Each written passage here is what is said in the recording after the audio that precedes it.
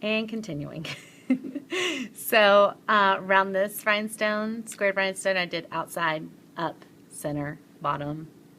The next one, I did the inside, the bottom, and the outside. Coming around the little strap piece, I did a rhinestone on the outside of each end of it.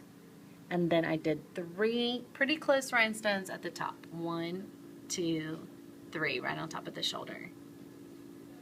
Then I did the exact same on the other side. 2, and then 3. Oh, one fell off. We'll have to find that one.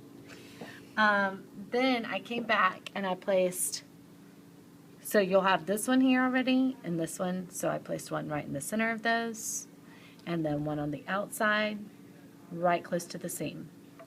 Same thing, inside, in between, then closer to the seam.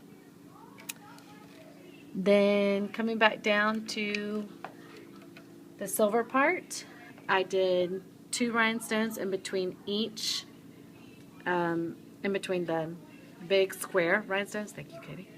I did 2, 1 on the bottom, 1 on top, in between, 1, 1, all the way across, or all the way up.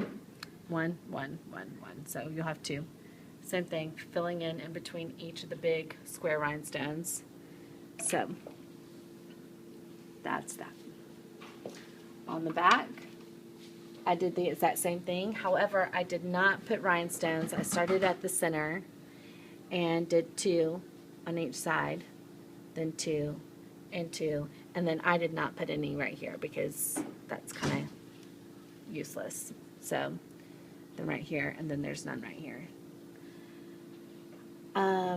I did a few across the back of the band, just 4, 1, 2, 3, 4, spread them out, and then about 2 inches apart, 4 on the other band, and then about 2 inches apart, I went across the back.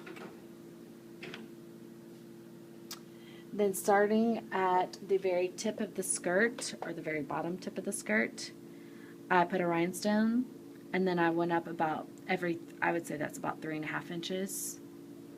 I put them apart. Just be careful, you might be running low on rhinestones.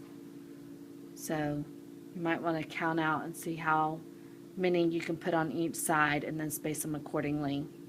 So, and I went all the way back up to the seam. And that's where the seam is for the very front part that you'd already rhinestoned. And then same thing on the other end. It took me approximately, I guess, about an hour and a half to rhinestone this.